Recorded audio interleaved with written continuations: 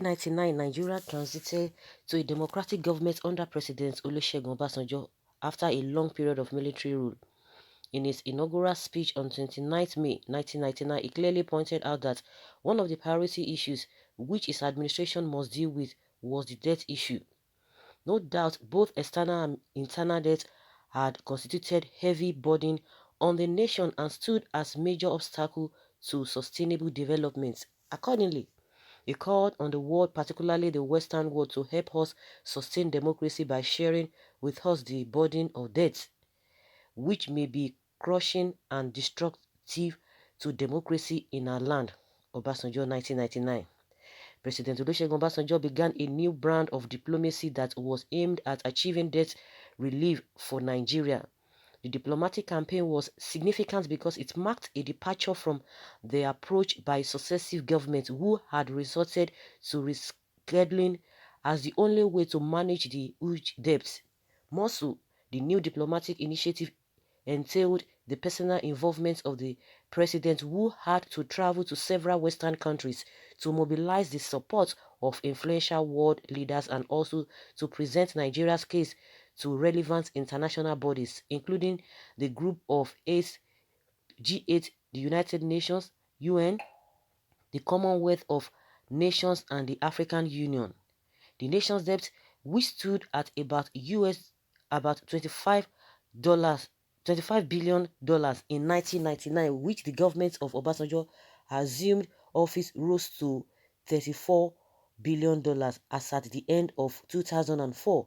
In addition, Nigeria's state had also contracted huge loans from private financial institutions and multilateral organizations like the World Bank and the Africa Development Bank.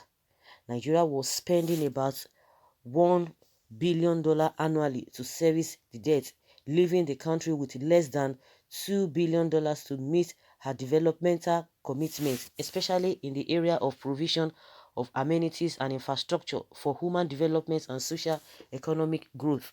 It was apparent that despite several initiatives to ameliorate the negative impact of the debt, the payable stock constituted a fundamental constraint to poverty eradication.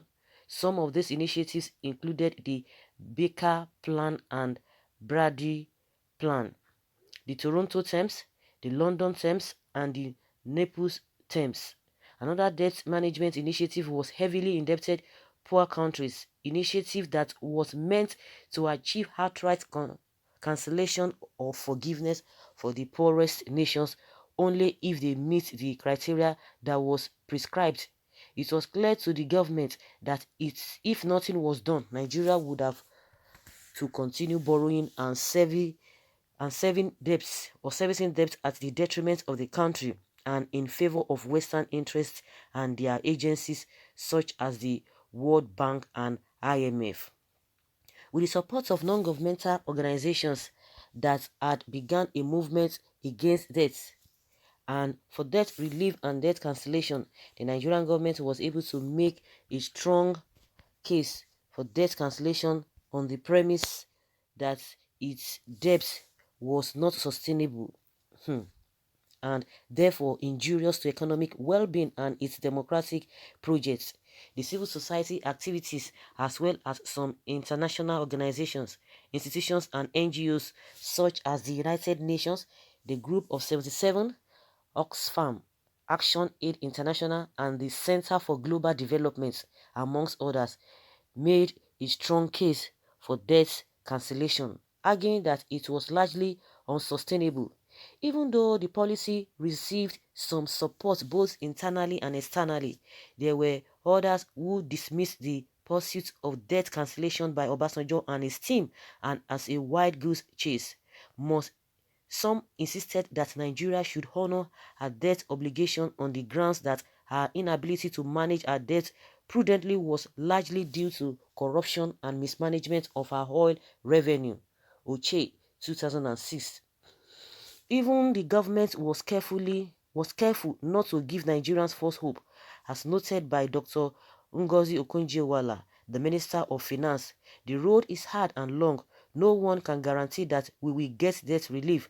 We might make all the efforts and still not get it, but there's no reason why we shouldn't try our very best to qualify and then leave the rest in God's hands. That notwithstanding, the Obasanjo administration remained unwavering in its commitment to the policy direction it had adopted to deal with the debt crisis. With the acquisition of new debt servicing is gradually re-emerging as a burden on both the federal and state governments. In terms of external and domestic debt service revenue ratio, some states have had to submit a large proportion of their allocation from the federal accounts. In 2007, Cross River State suffered a 10.40% deduction from its gross federation account allocation to external debt service. Oyo State had a deduction of 8.84%, Lagos State 7.78%, Nasarawa State 7.05%, and Akwa Ibom State 5.88%. In actual monetary terms, the deductions amounted to $2.2 billion for Lagos State, $2.07 billion for Oyo State, $2 billion for Cross River State, and $1.2 billion for Nasarawa State, and $1.19 billion for Akwa Ibom State, according to the Debt Management Office. The total debt service payment by Nigeria to external creditors in 2007 was $3.186 billion. The situation does not seem to be abating as observed by House of Representatives, which in March 2012 asked President Goodluck Jonathan to submit a proposal to peg the debt limit. Records from the DMO has shown that domestic debts comprising federal government bonds, Nigerian treasury bills, and treasury bonds stood at 5,662,843,712. Daily Independent, Friday, March 30th, 2012. The House of Representatives had pointed out that Nigeria's total debt stock stood at 13 trillion naira, yet Nigeria had not set up a ceiling for its borrowing. These concerns were raised against the background of President Goodluck Jonathan's request to the National Assembly in March 2012 for approval to engage in external pipeline borrowing of $7.9 billion a year, being cumulative facilities offered by the World Bank, Development Bank, Islamic Bank, Exim Bank of China, and Indian lines of credit. Though the House of Representatives had expressed deep concern about the growing debt, they also pointed out the failure of successive administrations since 2007 to implement the Fiscal Responsibility Act of 2007, according to Section 42(1) of the Fiscal Responsibility Act 2007. The President shall, within 90 days from the commencement of this act and with advice from the Minister of Finance, subject overall limits for the amounts of consolidated debts of the federal state governments pursuant to the provisions of items 7 and 50 of Part 1 of the second schedule of the Constitution, and the limits and conditions approved by the National Assembly shall be consistent with the rules set in this act and with fiscal policy objectives in the medium-term fiscal framework. As a result of non-compliance with the act by various governments since 2007, Nigeria has been borrowing without limits. Various countries set limits for themselves with a view to managing their country's debt burdens. For example, the USA has a debt limit of $14 trillion, where it has to exceed this ceiling. It has to revert to Parliament, US Congress for approval.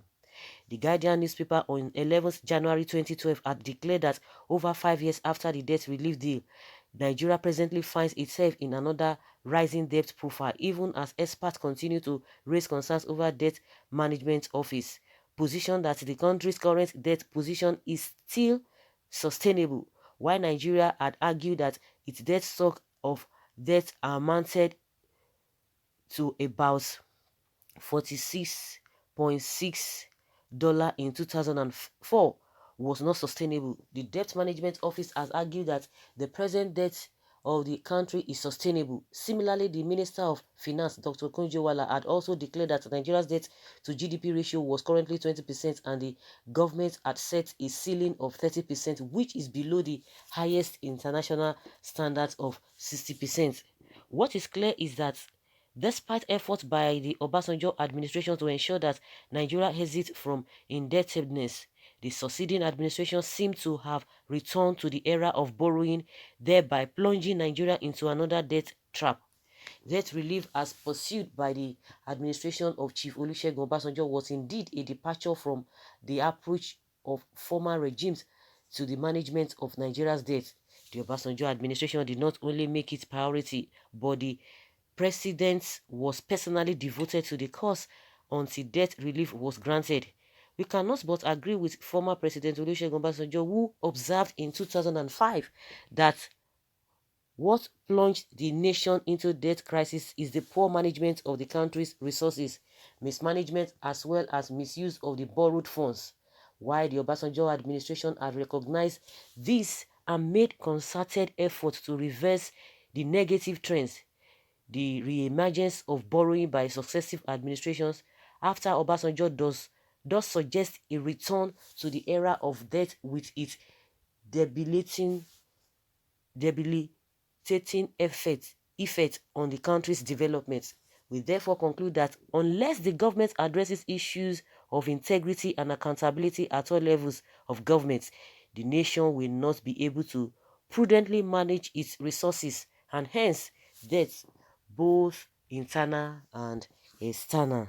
Okay, so guys, you've heard it all. Let's hear your opinion concerning this whole thing. Thank you.